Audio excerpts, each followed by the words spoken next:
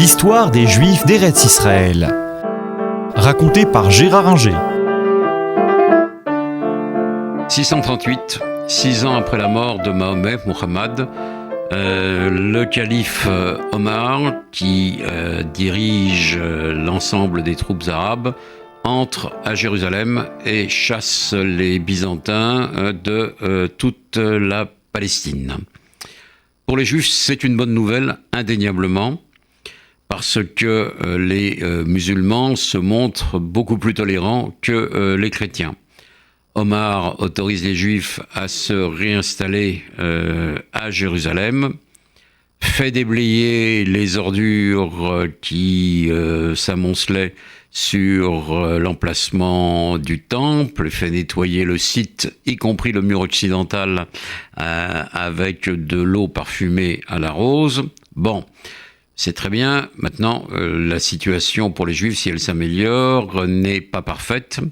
Et Omar va créer le statut de dhimmi, valable aussi bien pour les Juifs que pour les chrétiens, à savoir que la religion juive et la religion chrétienne, qui sont des religions du livre, sont autorisées. Les Juifs peuvent prier, peuvent construire des synagogues, mais ils doivent payer un impôt spécial en échange de cette protection. Et après, il y aura des règles encore plus restrictives dans certaines régions et à certaines époques, à savoir que les Juifs ne peuvent pas monter à cheval, doivent céder le passage aux musulmans, etc. Mais enfin, au début, c'est surtout de l'argent qu'il faut verser aux conquérants.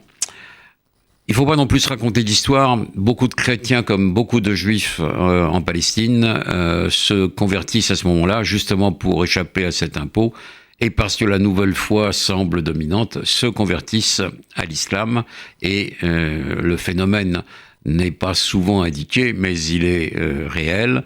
Beaucoup de Juifs dans l'ensemble des pays conquis, et pas seulement en Palestine, puisque les Arabes vont conquérir tout le Proche-Orient, l'Égypte, l'Afrique du Nord et jusqu'en Espagne. Plus tard, beaucoup de Juifs vont se convertir à l'islam et disparaissent du judaïsme. Il n'empêche que la vie juive continue, il y a toujours des écoles et des académies juives en Galilée, autour de lac de Tibériade, et il y a quelques familles juives installées à Jérusalem. Omar en a accepté 60, en fait, il y en a un peu plus sans doute qui s'installent là. Omar va créer à l'emplacement du temple le dôme du rocher, ce qu'on appelle improprement la mosquée d'Omar, parce que c'est pas une mosquée, c'est un lieu de pèlerinage. Et du moins il va projeter de le faire, parce que c'est plutôt Abdel-Malik qui le fera, de même que le fils d'Abdel-Malik va construire la mosquée d'Al-Aqsa, la mosquée la lointaine, pour commémorer le passage qu'aurait fait Mahomet à Jérusalem. À lire le Coran, d'ailleurs, on ne sait pas très bien s'il a rêvé ce passage à Jérusalem sur sa jument Bourak avant de monter au ciel, ou s'il l'a réellement fait. Les théologiens peuvent en discuter à perte de vue. Donc la vie juive se passe pas trop mal sous les califes, même si ces califes changent.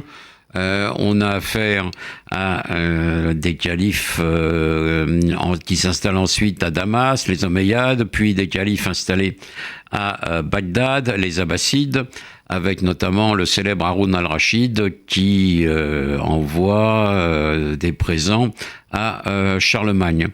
À cette époque, l'islam est plutôt tolérant. Il n'y a que quelques exceptions, mais elles ne sont pas nombreuses.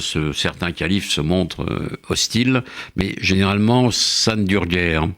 On assiste à des changements de dynastie, et notamment l'arrivée d'une dynastie égyptienne égyptienne, les Fatimides, qui sont chiites, mais pour les Juifs, ça ne change pas grand-chose. Le problème qui va se poser, ça va être l'arrivée des Turcs seldjoukides, des Turcs qui sont convertis à l'islam depuis peu, qui vont prendre Jérusalem et qui, comme tous les nouveaux convertis, vont faire preuve de zèle et interdire la ville aux Juifs et aux chrétiens. Et cette information, cette nouvelle, va avoir un grand retentissement en Occident, puisque ça signifie que la ville est religieusement à nouveau, et pas seulement politiquement, aux mains des musulmans fanatiques. Les chrétiens ne peuvent pas venir y prier, et cela va avoir des conséquences importantes, puisque à Clermont, le pape Urbain II va décréter à la fin du XIe siècle la croisade pour libérer la Palestine des mains musulmanes.